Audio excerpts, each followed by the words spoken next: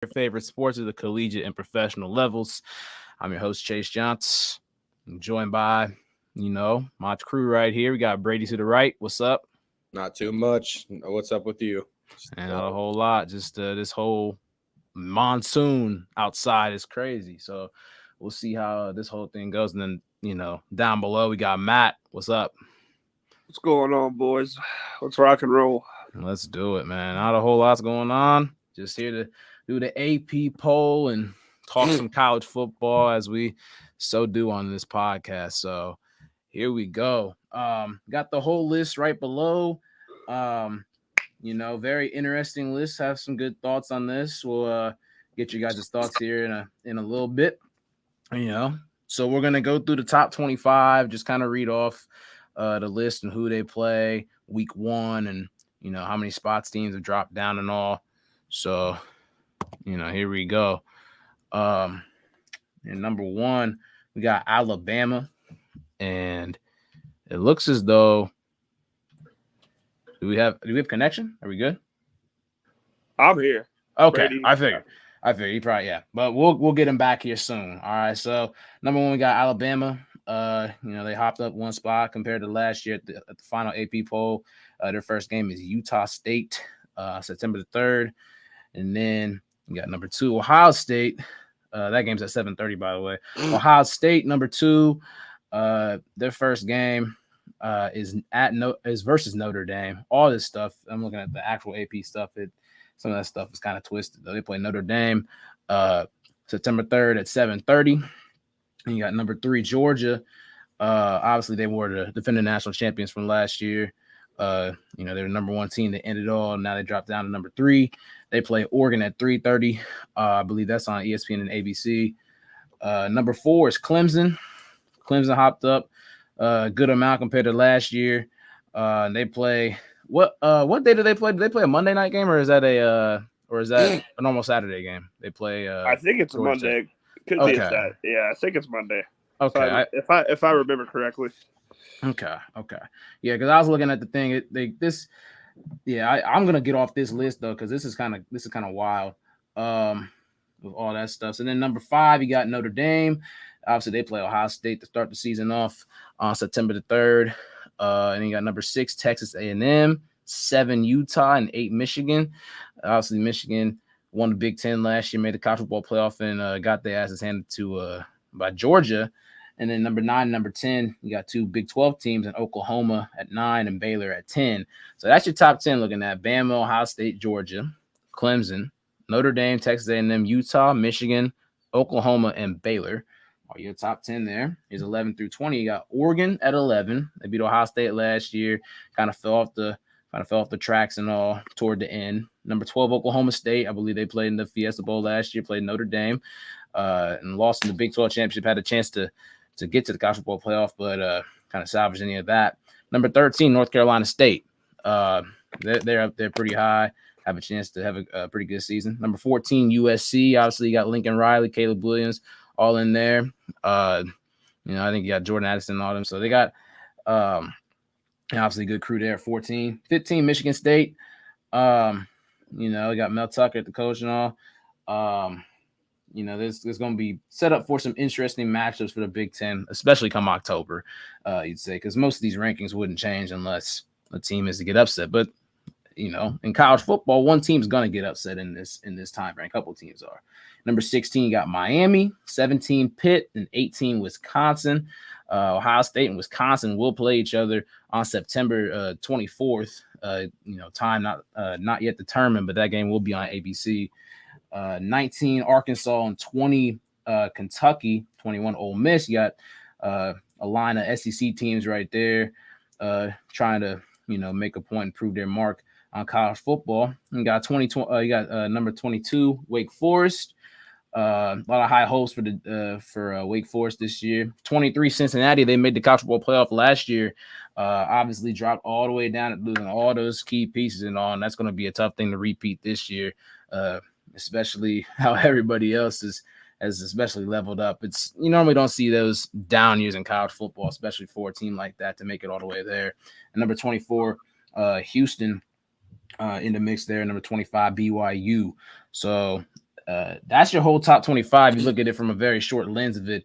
I want to see what Brady and Matt's initial reactions are when they saw this list come out a few days ago. So Brady, what were your first thoughts when seeing this list?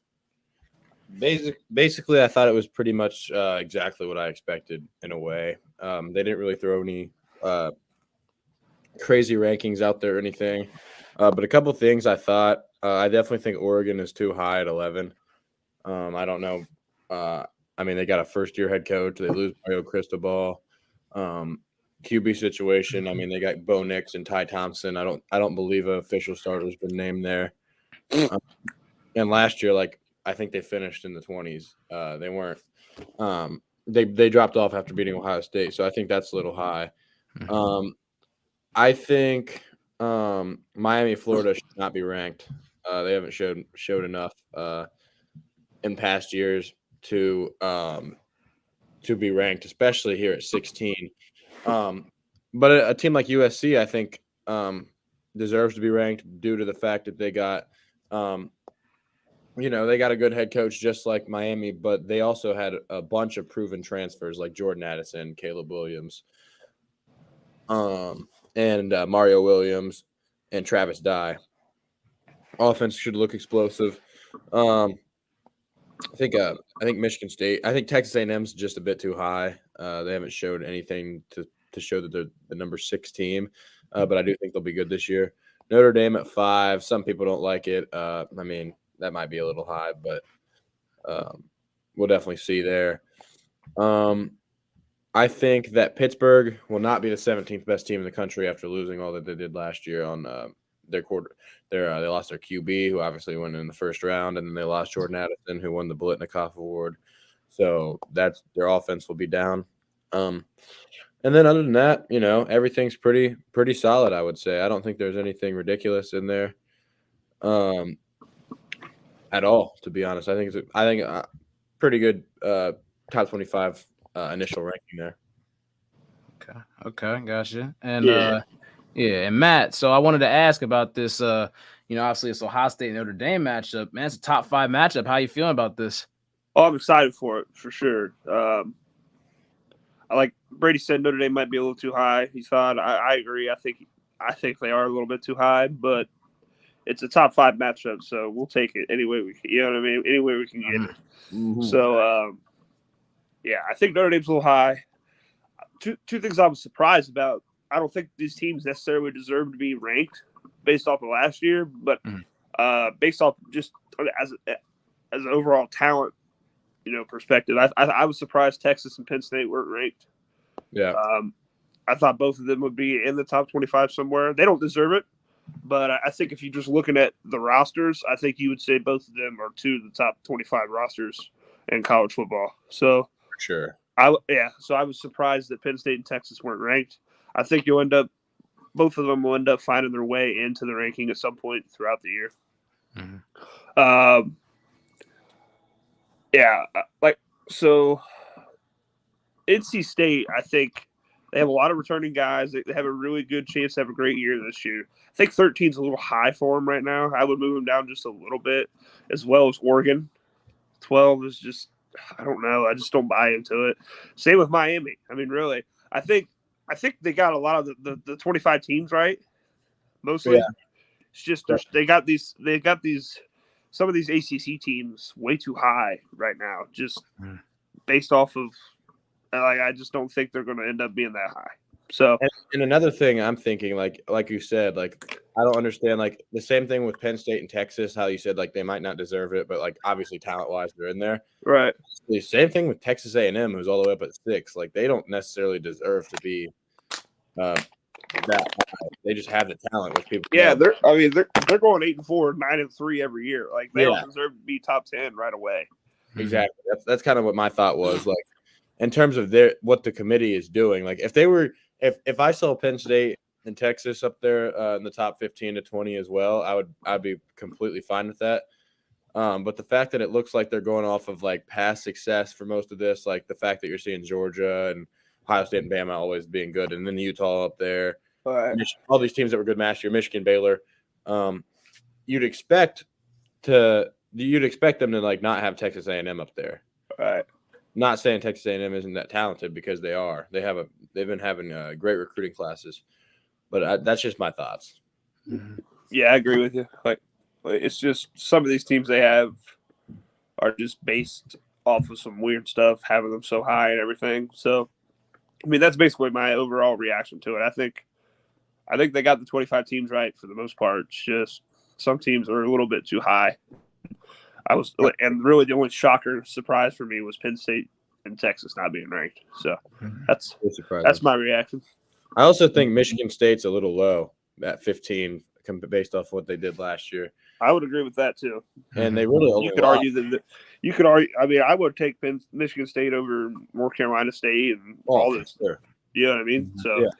Oregon even Oregon, like I don't know what they did to be ranked higher than Michigan State. They don't have as good a returning production, I don't even think.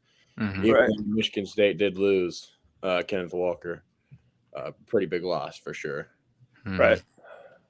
But still, Michigan State, another year of growth. If you could look at what it is right there, the teams ahead of them that are not the top 10. You got 11 Oregon, 12 Oklahoma State, 13 NC State, and then 14 USC. Then USC, unproven, obviously. They got a new coach, new quarterback. NC State, I mean, good team and all, but still really uncertain about it, especially with the team from the ACC. Oklahoma State, I mean, they were a very good team last year. Lost their DC, came to Ohio State. And then Oregon, like I said, what has Oregon done to really prove anything to get up there? And for Michigan State, I know they lost Kenneth Walker and all, but it's another year under Mel Tucker, another year of growth. They definitely could be, worthy enough to be, especially preseason top number 11 and all, at the least. So very interesting stuff there. And then if you before we get to Brady's top 10 list and all, look at a couple of the matchups and all, just rankings wise. You got number 11 Oregon versus number 3 Georgia in week 1. We'll do week 1 previews and all that stuff, when we get to that point. But just this is also a bunch of eye candy, you would say, looking at some of these matchups and what the numbers in the rankings are going to be with that. And then you got number 23 Cincinnati and number 19 Arkansas. You got number 25 BYU going on the road to start the season off. You look at, I think I had it down a list a little bit. You have number 7 Utah going to Florida, actually. 7:00 on ESPN game. That's an interesting matchup in general. And then obviously the big matchup of number 5 Notre Dame and number 2 Ohio State. That's the main one. For all of us. But yeah, the initial reactions for the AP poll, it seems like all you guys agree with some of the stuff on here and all that. But, at this point, we're going to let Brady give his top 10 and all and see what's different here and there with the AP polls list and all. So, Brady, you got it. All right. So, my top 10, I'm taking the approach of what I think they'll be this season.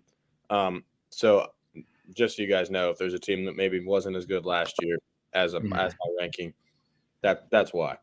So I'm gonna start off with my number 1 team, which is Alabama. Okay. This one's tough with the top 2 because everyone thinks it's like a 2-headed monster of teams this year of who's going to win the national title. But I gave Bama the nod due to the fact that they were in the title game last year. Their defense is going to be the best in America with Will Anderson Jr. and Dallas Turner off the edge. You got Kool-Aid McKinstry, Elias Ricks at corner, Jordan Battle, Brian Branch at safety. I mean, there isn't a hole on their whole roster. Honestly, their receiving core got better due to the transfer portal. Some young guys, but or not better than last year, but better from what they looked like they might be. And then Jahmyr Gibbs is a great running back out of the portal. And then obviously with Bryce Young and their O-line, should improve. So it's going to be a deadly Bama team this year. Maybe the top 3 most hyped up Bama team in the Saban era. 2, Ohio State. Like I said, they're going to be a great team this year, just like Bama, with C.J. Stroud returning, Heisman favorite. Travion Henderson at running back is deadly, along with Mayan Williams. Sadly, Evan Pryor got hurt because we were going to see a lot of that too, and maybe a Curtis Samuel type role, but it is what it is. And then at receiver, obviously, everyone knows the receiving core is the most talked about unit on the team with Jackson Smith and Jibba. Marvin Harrison Jr., Emeka Buka, Julian Fleming, Cam Babb, Jayden Ballard. It's just a very deep room, and that's not to mention all the freshmen we have coming in that would play at pretty much any school. And then the defense with Jim Knowles should improve for sure. With more of an aggressive scheme, not letting the offense know what look you're about to give them. Should be one of the better Ohio State teams in the past decade as well. And I move on to number 3, which is Georgia. Offensive side of the ball is not losing much other than at the running back position. They lost 2 backs with Zamir White and James Cook. But other than that, they got Brock Bowers, Darnell Washington. Their tight end unit's the best in the nation. And then the receiver unit doesn't lose too much other than Jermaine Burton, who's leaving for Alabama, even though they don't really use their receivers that much anyway. So I don't expect that to hurt them. Got Stetson Bennett back. And then on defense, they lose a lot, but they've recruited at such a high level that they're going to have a really good defense again. So they're my 3 this year, but there's a pretty sizable gap between them and Ohio State. My 4th team is actually Michigan. A lot of people – I mean, obviously I do not like Michigan at all. That's not – like I can't stand them. But that's obvious. But I do think they're getting disrespected a little bit with that 8th ranking. I didn't want to say it because I don't want to give away the fact that I had them this high. I just think on the offensive side of the ball, they'll be only better than last year. They only lose to Hassan Haskins, who was a great running back for what they wanted to do last year. But they still have Donovan Edwards, Blake Corum back there, who are 2 very good running backs. Cade McNamara and J.J. McCarthy, I mean, neither of them are like top tier college football quarterbacks, but either of them are going to be able to get the job done with they have a deep receiver unit. Not that it's a solid receiving core, definitely one of the best receiving cores in the Big Ten. And then their defense is going to be good as well. And then the offensive line returns almost everyone from the Joe Moore Award unit, and they're replacing their center Andrew Vistardis with Olegesin Vistami or something. I don't know how to pronounce the name. He's from Virginia, and he was a finalist for the Remington last year, which is the best center in America. And then their defense, they return. They lose some big key pieces on defense. Still gonna be a good team though back there. With a lot of their corners and safeties coming back in the secondary. So Michigan, not my number 4 team. My number 5 team is Clemson. Again, last year, down year for them. Like they lost 3 games, but it could have been more, and they didn't win any games that looked good. They didn't look good at all last year. But their offense cannot get worse. I mean, it was awful. Like I've never seen a Clemson offense that bad. I thought that DJ was terrible, but they brought a true freshman 5-star in that could potentially propel that offense if DJ struggles again. But if not, DJ can only get better because he was awful last year. And then their defense is nasty. Like it's the second. The Clemson and the Bama defense are easily the top 2 in America this year, in my opinion. They got Nate Wiggins at corner, who didn't play much last year, but was only a true freshman. Apparently, he's an absolute freak. Andrew Makubo back there in the secondary, and then you got Miles Murphy, Brian Brzee, and number KJ. Forget his last name. He's a DN for them though. And Clemson's just going to be really good on defense. That's why they're my number 5 team. Number 6, Utah, Rose Bowl appearance last year, and they return a lot. They return Clark Phillips, who I think is one of the best corners in the nation.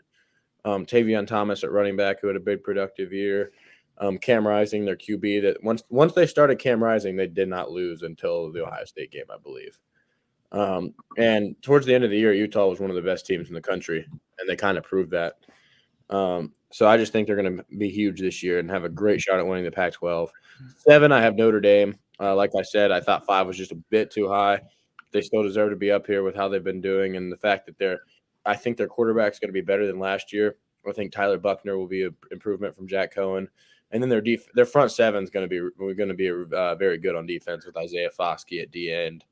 And their secondary will be very, very solid too, with Brandon Joseph at safety, who had that one-handed pick on Justin Fields in the Big Ten title 2020, transfer from Northwestern. Then they return their corners as well, or 2 guys that at least received significant playing time. And on offense, they got a very solid committee of running backs and a good O-line as well. At number 8, I have Texas A&M. Like I said, I am going off of what I think they'll be this year, not in year 5. So I do think they're going to be good this year at number 8. I think they go 10-2. I don't think they beat Bama this year. I'm just going to say that right now. Nick Saban's got too much inspiration to beat them after what Jimbo's been saying, and the loss last year, obviously. But I think they're insanely talented. Like I said, Georgia or Bama and Clemson have my top 2 defenses. Texas A&M might be my 3rd ranked defense. They just got so much talent in the secondary and on the D line. Their freshman class is ridiculous, but I don't expect them to make much of an impact because they have other good players. And then on offense, it's a very solid offense with Aniyah Smith at receiver. I think he got arrested recently, but I don't think he's getting suspended or anything. But Texas A&M gonna have a big year. 9 is USC.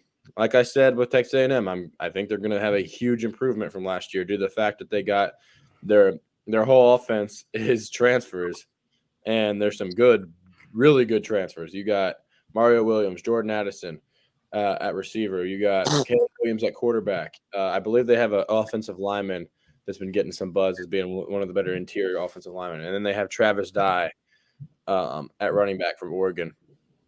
Utah will have the best offense in the Pac-12.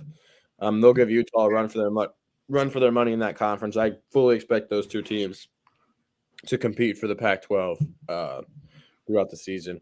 And my number 10 team, I have Oklahoma. They lose Lincoln Riley, obviously, to USC. Those teams are close in my rankings too, which is ironic. But Brent Venables is going to bring more of a defensive mind to Oklahoma, which is huge for them, knowing how terrible their defenses have been in some of these past years. And they got Dylan Gabriel to the transfer portal, who's a very good quarterback from UCF. And then they have Marvin Mims on the outside, Theo Weiss. And they just got Eric Gray at running back. They always have a good offensive line, and then their defense should only improve. So that's my Big 12, my top team in the Big 12 coming in at number 10. So that's my top 10. If anyone has any thoughts. I wouldn't change a single thing. It's crazy. I did not expect us to have this much of a exact list. Yeah, I would not change a single thing. I mean, I don't know what else to. I was expected to come in and have to move around like 2 or 3 teams just by ranking and give like a really big breakdown. But I mean, that's a perfect top 10. I think A&M's right where they need to be. Like, not too high, not too low. Right. Michigan is getting a little bit slighted. I don't know if Michigan ends up number 4 in the country, but in terms of what they accomplished last year, I think they should be top 5 for sure. Right. Yeah. I mean, it's perfect. Chase, what do you think? What do you think? Man, I mean, I know I'm more of an NFL guy, but I mean, this rearranging of the list looks pretty good, though. I will say. I mean, Alabama, Ohio State, the top 2, Georgia, obviously the defending national champion. They're not really going to have. I wouldn't say. I mean, a tremendous drop off, but like they're still a top 3 team preseason wise and everything. Michigan, the schedule looks great for them, all the way up to the game in late November and all. And they're still not. They're a good football team and all that. Can't select them from that. And then Clemson got to have a rebound. Utah looked good. They were very hot. Notre Dame, high expectations. A&M. We'll see how A&M's feeling after they play Alabama this year. I just got to keep reiterating that one. And then USC, a lot of excitement and potential firepower in that offense with Lincoln Riley and Caleb Williams. And then 10 Oklahoma. I mean, they got some new things coming in there, but still, I mean, still the Oklahoma Sooners, see how their offense looks, see how the whole entire thing, because the Big 12 defense, we know the Big 12 does not play a single lick of fucking defense. So, I mean, that not much is going to change when it comes to that. So it's so bad at defense that whenever they hand the ball off, their QB just stands there and watches their running back run through a wide open hole. Like, he doesn't even do any like fake. He just hands it to him, stands there. Running back runs for like 10 yards untouched, and their running backs aren't even good. The Big 12 is not a good running back conference. Like, you just look through the past years, like, they haven't been that successful with producing running backs whatsoever. I'm not gonna say as of recent, like the last Yeah, couple yeah. of years and all that stuff. They've had some decent guys come through. They have some good guys come through. I'm not gonna slight my guy Joe Mixon, but still, I mean, Right. overall, Well, like, they haven't had a other consistent than wave. Oklahoma. 'Cause Yeah, they haven't a whole consistent wave and all that. So I'm trying to think of more like the mid-pack teams in that conference, like exactly.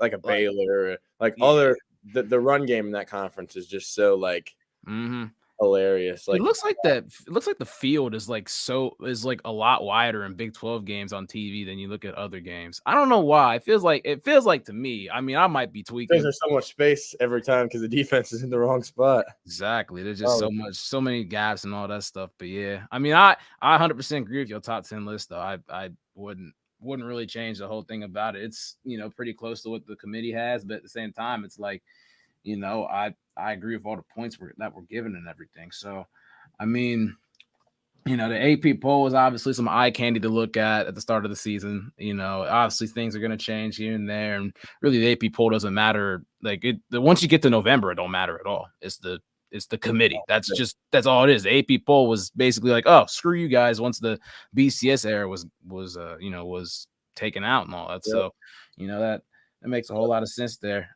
Any of you guys got any more things to say about the AP poll, top 25 here or there before I give a little announcement out?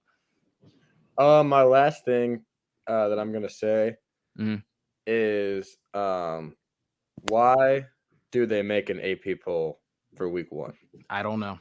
I'm just gonna say that now. Like I know it's fun to look at and stuff, and I like making my rankings, but why is there an official AP poll for week 1 when they haven't played any games? Like that just does not seem fair. They do it just to they gotta get exposure for the games coming up. Yeah.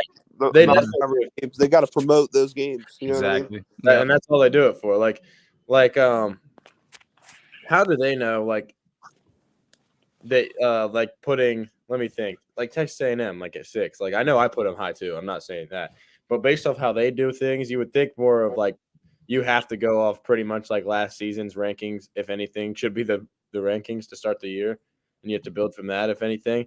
But the fact that they're like, yeah, we think Texas, like they're showing their own biases towards like, right. Like they put a public list like Texas A&M is number 6. Like I just don't get how they get to determine that before anyone's played a game. I think you should wait 5 weeks.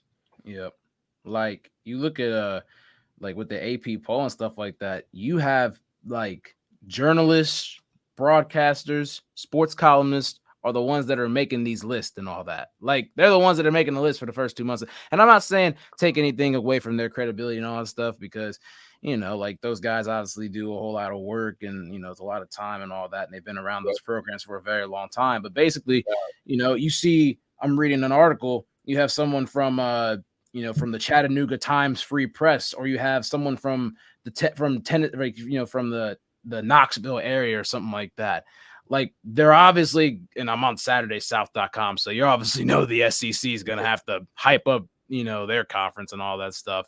But I mean, you look at it like it's there's always going to be some bias everywhere. That's just what it is in the AP poll. Like the AP poll is obviously going to have bias all over the place and everything. Like look at, I'm not saying Ohio State should be number 1 for for the opening for the preseason poll. Alabama has 54 votes, Ohio State has 6, and Georgia has 3.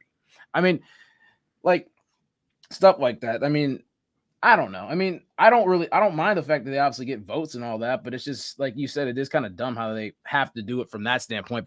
But you also have to remember, they have to promote. They got to promote. There's Ohio State, Notre Dame. Who doesn't want to see a top 5 matchup week 1 on ABC at night? Right. You got a 3:30 matchup, like we said, with Oregon and Georgia. The defending national champion take on the Oregon Ducks, who took down Ohio State last year, have the quarterback from Auburn, who played against Georgia last year, and that game's at 3:30 on ABC. And then you got the Monday night games. You see number 4 Clemson playing a Monday night football game against Georgia Tech. Just random stuff like that. They got to find ways to promote stuff. And then Florida State plays LSU. I know they're not top 25, but they, the first couple weeks they got to promote that. And then once they get into conference play, it's going to promote itself. You can already see how that whole thing works. But Matt, you got any more thoughts or anything like that? No, sir, man. I'm good. Great list, right. Brady. Thank Yes. you. Appreciate Yeah, I it. definitely agree with that, Brady. That was a good list and all. Glad And that everyone's with me on that. for sure. But yep. And oh yeah, I know. But at this point, we're winding down to the end of the show.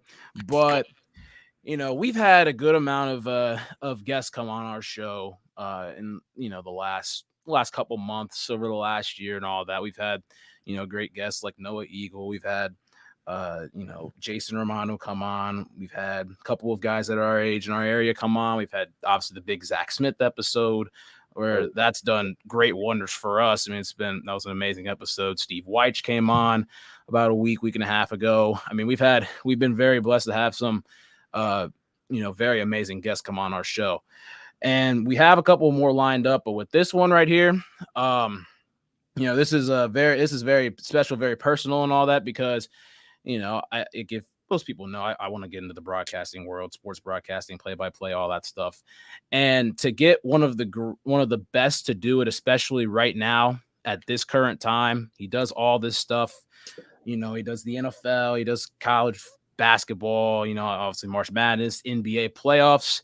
I mean, it's awesome to say that on September 6th at 8:15 p.m. on our show, that Ian Eagle will be on our podcast. I mean, this is a very big to have him on. I mean, I can't wait. I'm so ecstatic to have him on. Here we come. We're on. I can't wait for sure. Definitely will be. And I mean, it's obviously coming up. He's actually announcing the Steelers-Bengals Week 1 game on CBS, and that'll be 5 days. We'll have him on 5 days before that game kicks off at Paul Brown at Paycor Stadium in Cincinnati. So, I mean, to have him on, get insights on the broadcasting world and on some, on just sports in general. He's been some of the most memorable calls everywhere. He's even in the last year, even the John Morant's crazy dunks against the Timberwolves and the Warriors and all. I mean, you got the playoff game last year at the Bengals and Titans. You got all this stuff. I mean, and he's obviously done it for many, many years in the past and just does it at a high level. We are very honored and excited to have him coming on the show in a matter of about 2 weeks. So, I mean, that's the announcement there. And but yeah, anybody else got any final thoughts on football? Any final thoughts on this coming up in the next couple of weeks? I'm excited. We're finally here. We're finally getting into some football, which is great. It's been a while. It's always boring not having like sports that are entertaining to watch, because I really don't watch the MLB, to be honest with you.